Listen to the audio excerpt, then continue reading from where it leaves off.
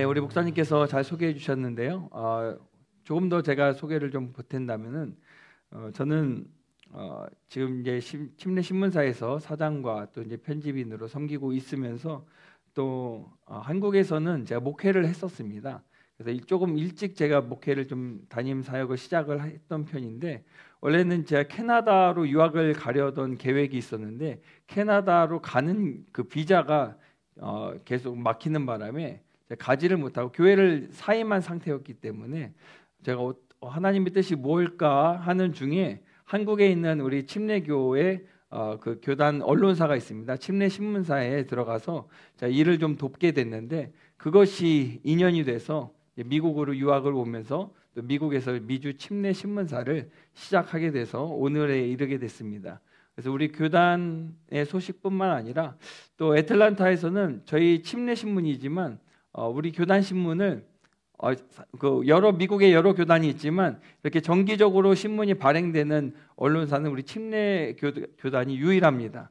그래서 그런 자부심을 가지고 있어서 침례 신문을 타교단 분들도 또 그리 많은 이제 그 교파와 상관없이 보신 분들이 애틀란타에는 계신데요. 또 오늘 그렇게 또 저희 교단 사역을 감당해 왔는데 이렇게 격려해 주시고 또 이렇게 배려해 주셔서 감사를 드리고, 또 우리 라이프 교회는 오늘 이렇게 주보에도 이렇게 기도가 구체적으로 나와 있는데 기도 많이 해주시고 또 협력해 주신 것에 제가 감사해서, 또 우리 신용호 목사님 저랑 동갑내기 목사님이시거든요. 그래서 이제 우리 교단 안에서 또 이게 친구 목사님이신데 이렇게 또 귀한 자리에 초청해 주신 것에 대해서 이 자리를 빌어서 감사의 말씀을 드립니다. 저는 이제 목회를 했기 때문에 좀 목회에 대한 그런 갈망과 목마름이 있어서 애틀란타에서 이제 교회도 개척을 좀 했었어요. 그래서 한국 목회와 미국 목회를 조금 제가 경험을 한 편인데, 저는 이제 침례 신문사 사역을 하면서 많은 목사님들을 뵙고 또 이렇게 좋은 교회도 많이 가보고 또 좋은 세미나도 제가 이제 많이 갑니다. 어쩔 수 없이 가야죠. 이제 그래서 저는 이제 하나님이 저를 목회 공부시키신다고 생각을 했어요. 그래서 다음에 목회를 할 때 이번에 배웠던 거 잘 기억했다가 잘 사용해라. 또 저 좋은 목사님 통해서 네가 인터뷰하면서 배웠던 것들 잘 활용해라. 이렇게 저는 목회를 가르쳐 주신다고 생각을 했는데, 지금은 조금 생각이 약간 바뀌고 있는 것이, 어쩌면은 이 사역을, 이 문서 선교 사역을 위해서 그동안 목회를 경험하게 하셨나? 라는 그런 생각을 좀 하고 있습니다. 그래서 목사의 심장으로 이 문서 선교 사역을 해다오. 목사의 심장으로 교회를 아끼는 마음으로, 교회를 사랑하는 마음으로 이 사역을 해다오라는 하나님의 음성을 요즘은 받들어서 그런 자세로 사역을 하고 있습니다. 저희가 문서 선교라고 하죠. 문서 선교. 저도 역시 그랬는데 선교라는 개념이 문서 선교 좀 이상하다라고 느낄 수가 있는데요. 꼭 제가 해설하기보다는 문서 선교 사역을 하다 보니까 이것이 선교가 맞구나라는 생각을 하면서, 하나님이 굳이 십계명을 주실 때도 돌판에 새겨서 주시잖아요. 그리고 요즘 이렇게 성경책 들고 다니시는 분이 많이 안 계실 수도 있는데 이렇게 글로 성경을 우리에게 주셨잖아요. 그래서 말에도 힘이 있고 권세가 있는데 이 글에는 엄청난 힘이 있습니다. 그래서 저희가 뭐 신문에 뭔가 한 문장이 잘못 나가면 5,000개를 다 버리고 다시 찍어야 되거든요.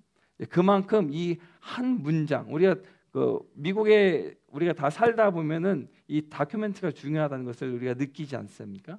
이 글의 힘과 중요성을 절실히 느끼고 있습니다.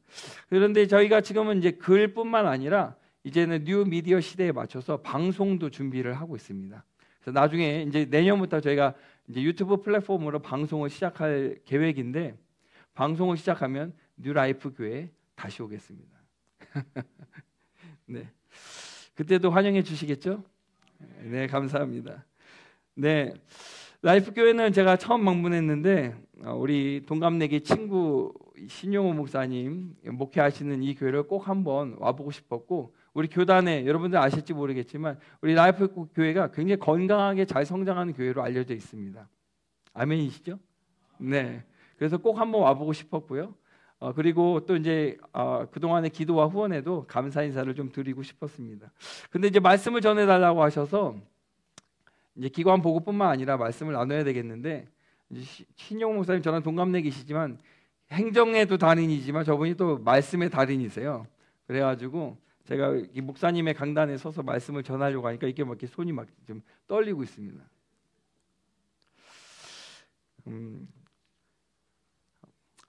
저같이 부족한 사람일지라도 하나님께서 오늘 분명히 주시는 은혜가 있을 줄 믿습니다. 하나님의 음성을 들으실 수 있는 저와 여러분이 되기를 소망합니다. 한 번의 기회이기 때문에 제가 어떤 말씀을 전하는 것이 좋을까 고민을 많이 했는데요. 제가 생각하기에 성경에서 또 신앙생활에서 가장 중요한 부분이 이것이다라고 저는 생각을 하거든요.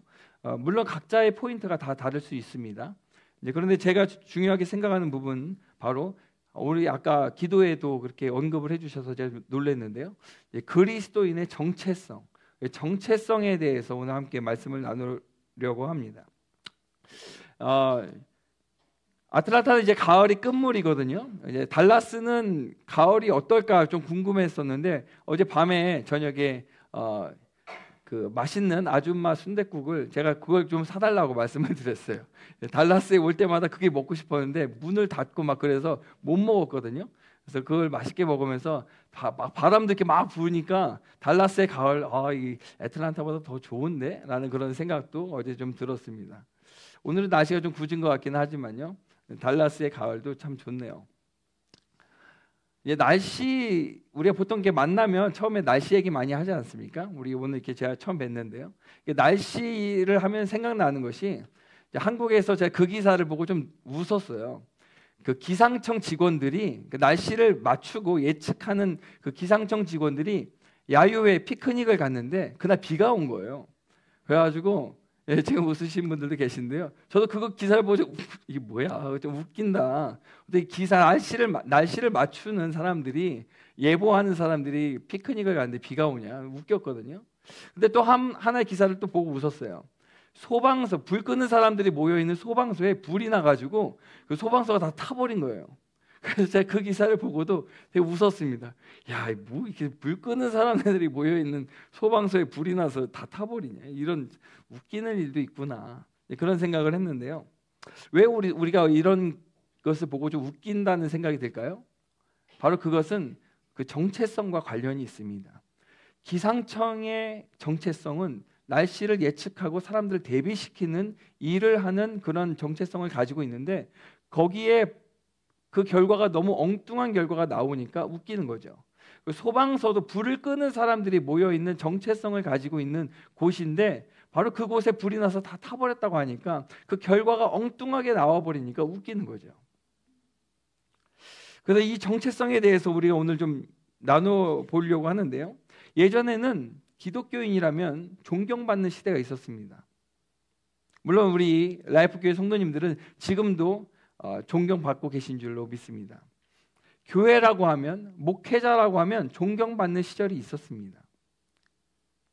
라이프교회는 지금도 그렇다고 저는 믿습니다.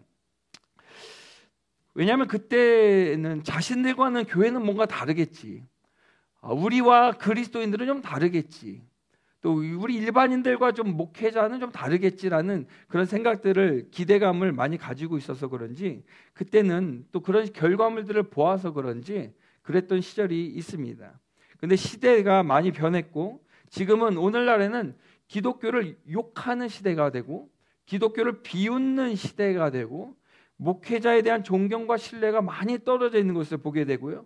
그리고 교회에 대한 인식도 많이 바뀌어 있는 것을 우리가 보고 있습니다. 또 저는 이제 언론사에 있다 보니까 더 그런 현장에 직접적으로 부닥치고 있거든요. 또한 그리스도인, 기독교인이라는 그런 인식도 많이 저평가되고 있는 것을 보며 심지어는 우리를 비웃기까지 하는 사람들이 있다는 것을 우리가 잘 알고 있습니다. 저는 세상의 악한 세력들이 그런 어둠의 세력이 어둠의 힘이 그런 잘못된 언론사들과 함께 야합해서 교회를 무너뜨리고 목회자를 끌어내리고 파괴하는 그러한 어둠의 공작들이 어둠의 계획들이 작동하고 있는 시대라고 저는 믿고 있습니다. 그래서 기독교 언론사로서 또 교단의 언론사로서 우리 침례교단의 언론사로서 이런 악한 계획에 맞서 싸우기 위해 최선을 다하려고 합니다. 그런 일이 가능하도록 지금까지 기도해 주셨던 것처럼 또 도와주셨던 것처럼 앞으로도 기도와 협력을 부탁드리겠습니다. 그리고 또 지금까지 그렇게 해주신 것에 대해서 다시 한번 감사의 말씀을 드립니다. 그들이 우리를 비웃는 데는 이런 시대적인 문화의 변화, 그런 문화적인 공격도 있을 수 있겠지만 또 다른 이유도 있을 것입니다. 바로 그것은 우리의 냄새, 우리가 가진 색깔, 바로 우리의 정체성을 잃어버렸기 때문일 수도 있다는 것입니다. 앞에서 말씀드렸던 것처럼 기상청이 자신들의 정체성이 기대에 못 미치니까 웃음을 자아낼 수 있었던 것처럼 소방서가 바로 그런 비웃음을 들을 수 대상이 될 수 있었던 것처럼 우리도 우리의 정체성에 뭔가 지금 문제가 있어서 그런 일이 벌어지는 것은 아닌지 생각해 보아야 될 것입니다. 저도 이렇게 목사이지만 제가 제일 두려워하는 말 중에 또 듣고 싶지 않은 말 중에 또 듣지 않고 싶어하는 말 중에 저 사람이 목사래.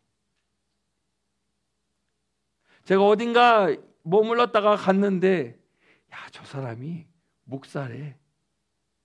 이런 말이 저희 뒤에서 들린다고 한다면 얼마나 마음이 아프겠습니까?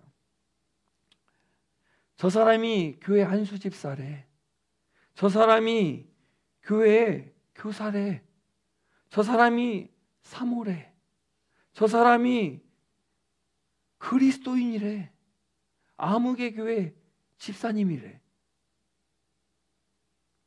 야, 저 사람이 기독교인이란다. 교회 다닌단다. 이런 말을 우리 앞에서 대놓고 하거나 우리 뒤에서 수군거리면서 우리를 비웃고 있을 수도 있다는 것입니다. 예수님께서 마태복음 5장 13절에 너희는 세상의 소금이니 소금이 만일 그 맛을 잃으면 무엇으로 짜게 하리요? 후에는 아무 쓸데없어 다만 밖에 버려져 사람에게 밟힐 뿐이라. 밟힐 뿐이니라 라고 말씀하셨습니다. 소금이 맛을 내는 그 소금의 맛을 잃어버린 그 소금의 정체성을 상실했을 때 결국은 밟히는 비웃음을 당하는 그런 모멸감을 맛보게 될 것이다 라고 말씀하시는 것입니다. 저는 이런 상황에서 세 가지를 함께 나누려고 합니다. 첫째는 회개입니다. 누군가 우리를 조롱하고 비웃을 때 화가 나죠. 억울하고 답답하죠. 그래서 대거리를 해서 그런 당신은 뭐 잘났는데? 당신은 우리보다 나아? 당신은 뭐가 그렇게 깨끗하길래? 정말 당신은 나보다 깨끗한지 한번 따져볼까? 라면서 화가 나서 묻고 싶은 마음이 앞서죠. 그러나 그리스도인의 자세는 그리고 성숙한 우리의 모습은 언제나 하나님 앞에 나아가서 우리의 모습을 먼저 우리의 삶을 점검하는 것이 우선인 줄 믿습니다. 우리가 주님의 이름으로 무언가를 한다고 하더라도 그것이 잘못된 일일 수 있기 때문입니다. 과거에 믿는 그리스도인들이 노예를 부리고 노예를 찬성하고 그것이 우리 남침례교단의 가장 뼈아픈 실수와 그런 과오 중에 하나였는데요. 이제 그런 부분들을 포함해서 우리가 예수님의 이름으로 뭔가를 한다고 해서 거기에 만족하고 있으면 안 됩니다. 항상 우리를 점검하고 내가 예수의 이름으로 하고 있지만 그렇지만 올바른 길을 가고 있는가라고 우리 스스로 질문을 항상 던질 수 있어야 된다는 것이죠. 그리고 또한 예수님이 그렇게 하셨던 것처럼 저들이 잘 몰라서 저러는 겁니다, 아버지. 라며 우리도 그들을 불쌍히 여기면서 또한 기도해야 될 것입니다. 두 번째는 어쩌면 회개와는 좀 반대의 방향으로 느껴질 수도 있을 텐데요. 바로 우리의 정체성을 견고히 하는 것입니다.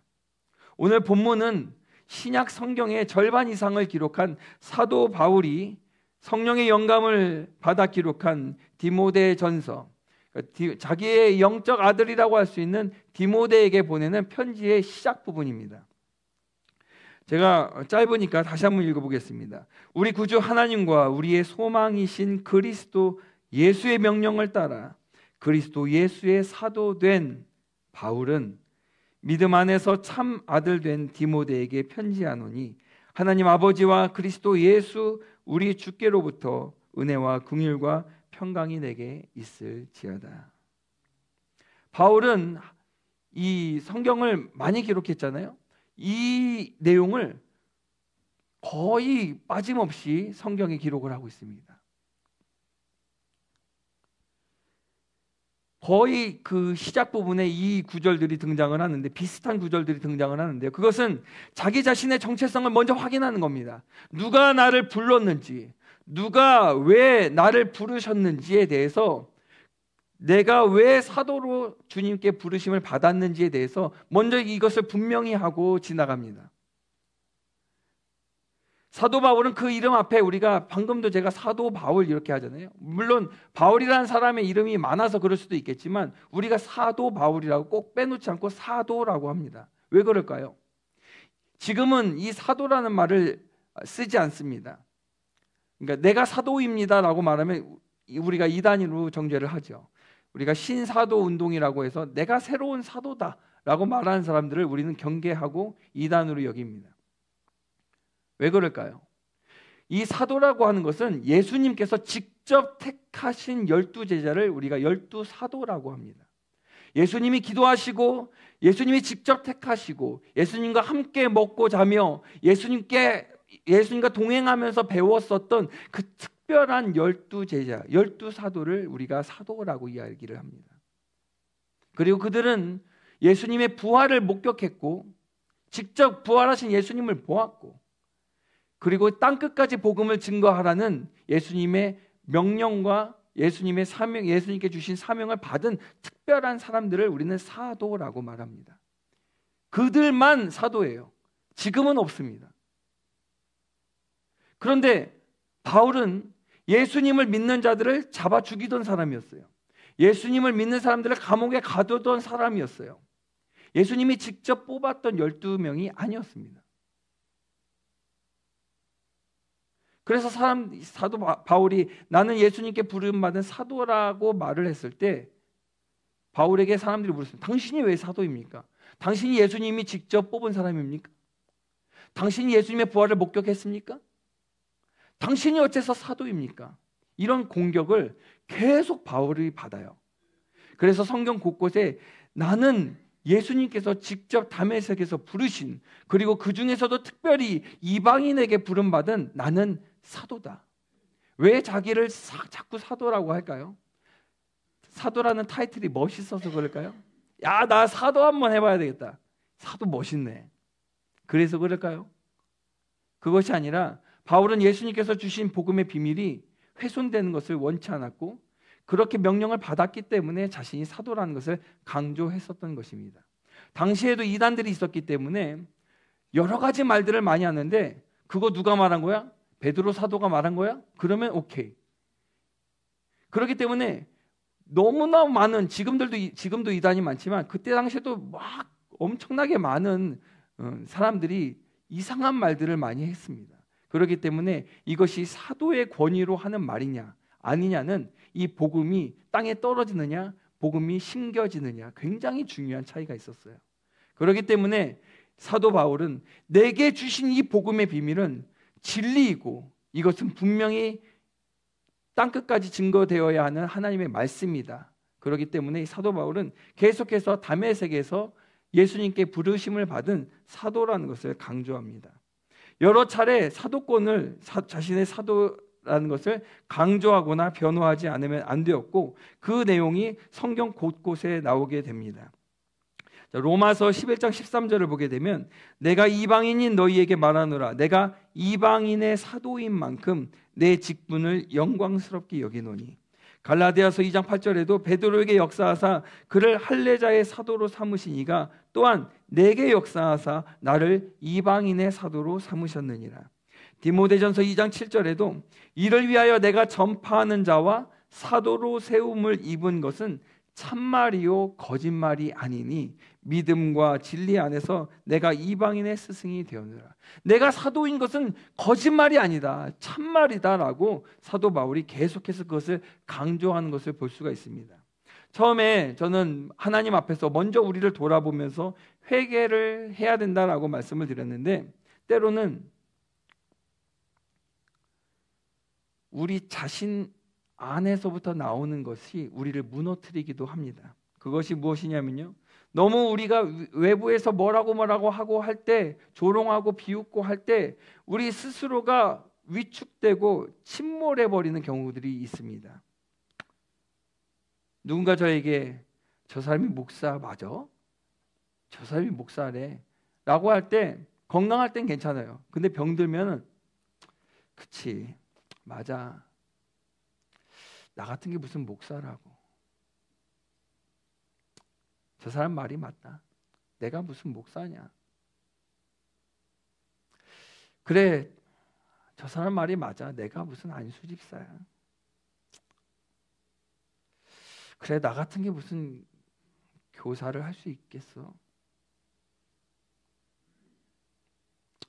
내가 무슨 집사라고, 아니 내가 이런 일들을 하고 사는 내가 무슨 그리스도이냐. 하나님도 그렇게 생각하지 않으실 거야 라면서 스스로 무너져 버릴 때가 있습니다. 어떤 연세가 지긋하신 그 대선배 목사님이 저를 이렇게 불러서 말씀하신 적이 있어요. 최국명 부장, 그때 제가 신문사에서 편집부장이었거든요. 최국명 부장 일로 와봐. 자네는 최국명 부장이지 최국명 목사가 아니야. 왜 사람들한테 목사라고 소개를 해? 지금 목회를 안 하니까 목사가 아닌 거야. 다음부터는 소개할 때 주의를 해서 하도록 해. 그래서 저는 그게 무슨 말씀이신지 어떤 포인트인지는 알겠어요. 이해는 해요. 그리고 또 꼭 뭐 이게 너무 얘기가 길어질 수 있는데, 어떤 분들은 이제 목회를 안 하실 때는 그냥 성도로서 그냥 이렇게 섬기시는 분들도 계시죠. 그래서 어떤 포인트로 말씀하셨는지 이해는 되는데, 저는 제가 한 번도 목사가 아니라고 생각해 본 적이 한 번도 없었거든요. 근데 망치로 한 대 딱 얻어맞은 것 같은 느낌이었어요. 그래서 집으로 가는 길에 마음이 너무 슬퍼져가지고 교회로 갔어요. 교회 가서 무릎을 꿇고 하나님께 여쭈어보면서 기도했습니다. 하나님, 제가 목사가 아니라는데 하나님도 거기 동의하세요? 하나님도 저를 보실 때 그렇게 보이세요?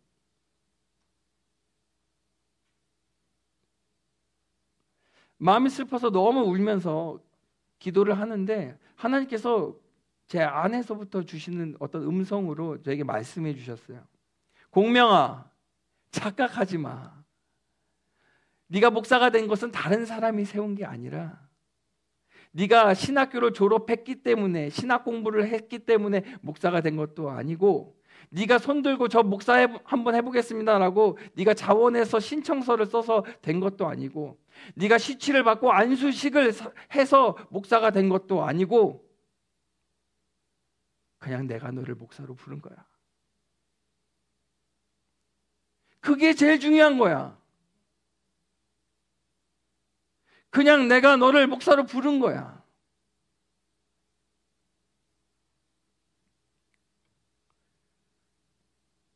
나의 목적이 있고 내가 쓸 일이 있어.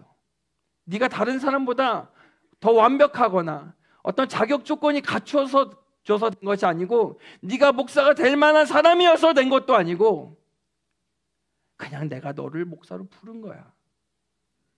착각하지 마. 사랑하는 라이프 교회 성도 여러분, 우리가 그리스도인이 된 것은, 죄송하지만 여러분이 다른 사람보다 나아서 되신 게 아닙니다. 그리스도인이 될 만한 자격 조건을 갖춰서 된 것도 아니고요. 성격 공부는 중요한 거지만 성격 공부는 뭐 몇 주 과정을 맞춰서 그리스도인이 된 게 아닙니다. 안수 집사님, 교사, 집사님 모두 다 마찬가지예요. 우리가 어떤 자격 조건을 완료해서 된 것이 아니라 그냥 주님이 그렇게 부르신 겁니다. 우리가 완벽하고 그리스도인이 될 만한 자격 조건을 갖춰서 된 것이 아니라 그냥 주님이 이유는 알 수 없지만 저와 여러분을 부르시고 예수님의 피 흘림이 믿어지게 하시고 우리가 본 적도 없는 예수님의 부활이 믿어지게 하시고 바로 그것을 우리는 은혜라고 말합니다. 자격을 갖추지 못한 자에게 주어지는 이유를 알 수 없는 호의, 이유를 알 수 없는 친절, 이유를 알 수 없는 사랑, 우리는 그것을 은혜라고 말합니다. 라이프 교회에 이런 새 생명 탄생의 은혜가 계속해서 넘쳐나기를 간절히 소원합니다. 라이프 교회 이름 너무 멋지잖아요. 그런 생명의 탄생, 이것은 우리가 자격이 돼서 되는 것이 아니라 주님이 부르시는 사람들이 지금도 있을 겁니다. 그들을 초청해서 주님의 생명이라고 말해 주실 수 있는 우리 라이프 교회가 되시기를 간절히 소원합니다. 때로는 네가 무슨 목사라고, 네가 무슨 안수집사라고, 니라고 표현해서 죄송합니다. 제가 이제 편하게 하다 보니까요.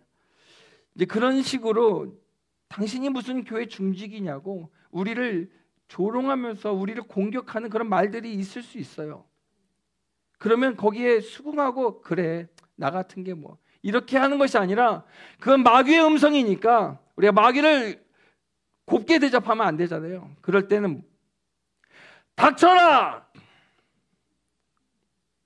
그래 내가 좀 못나고 내가 좀 부족하고 그래 그렇게 자격이 없어 보일 수 있지만 그래도 난 여전히 하나님의 자녀다.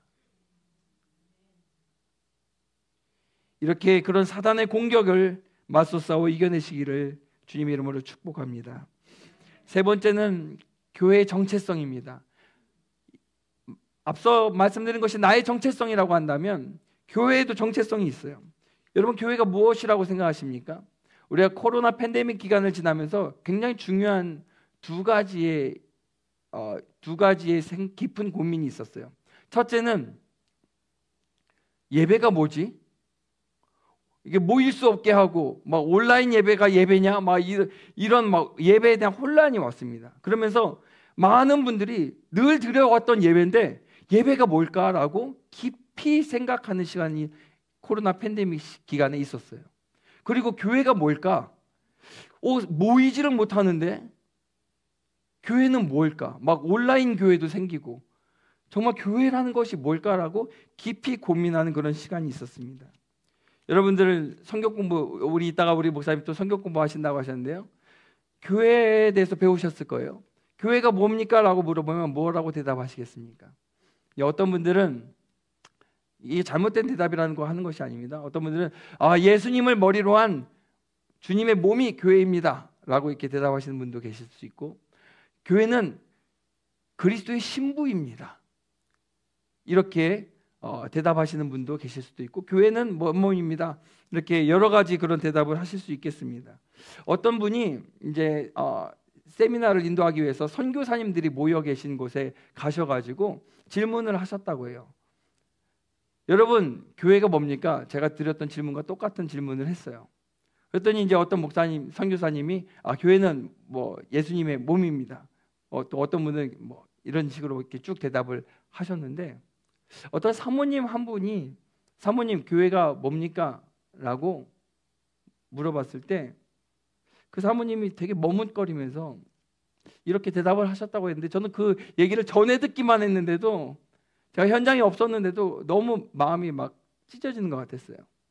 그 사모님이 주저하면서 이렇게 말씀하셨다고 그래요. 교회요? 교회는요 상처를 주고 상처를 받는 곳이에요.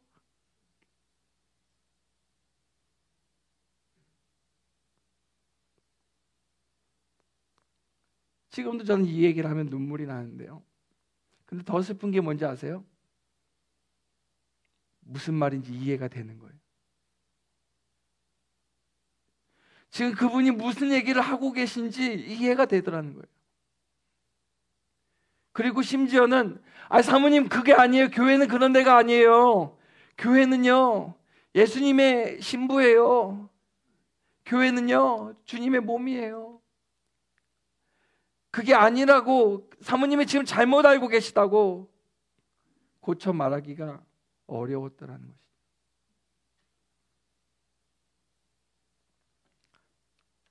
히트했던 영화 미나리에 보면 거기에 심지어는 영화에서 그 여자 주인공이 이곳에 교회가 생기면 서로 위로가 되고 좋을 텐데 라고 말하니까 옆에 있는 분이 여기 있는 사람들 다 이유가 있어서 도시를 떠난 거예요. 한국 교회에서 벗어나려고.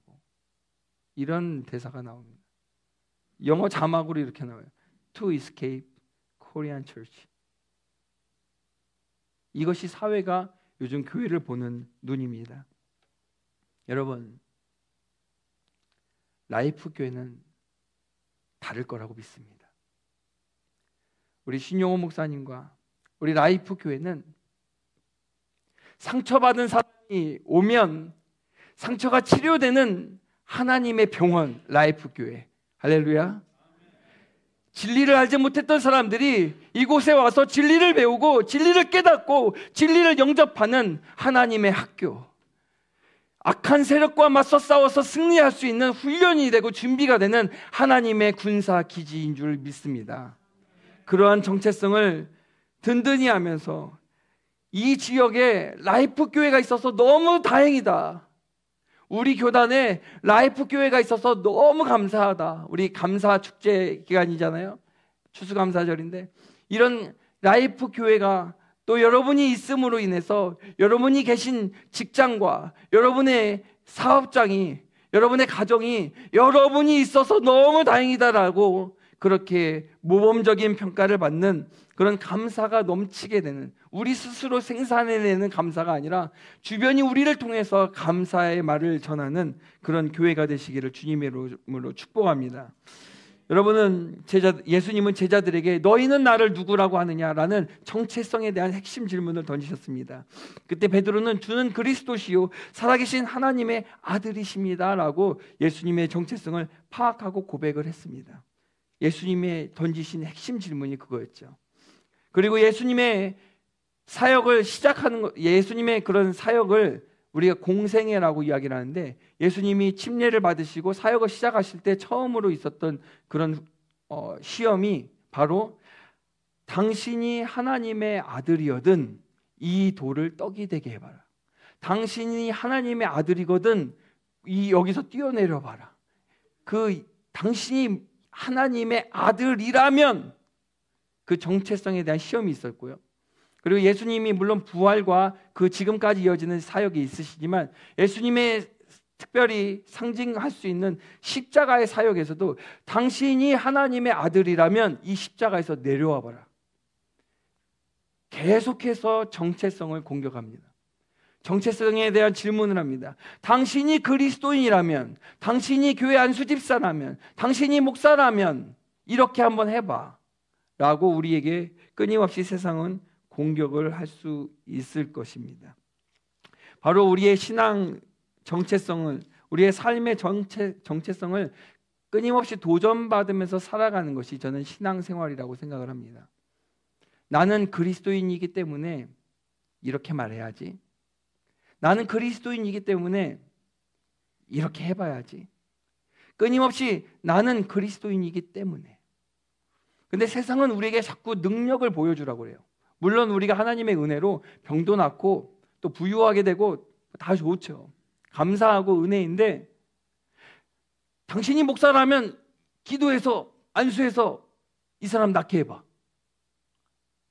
당신이 그리스도인이라면 당신의 자녀들은 다 명문대 가야 되지 않겠어? 당신이 그리스도인이라면 사업장이 다 잘 돼야 되지 않겠어?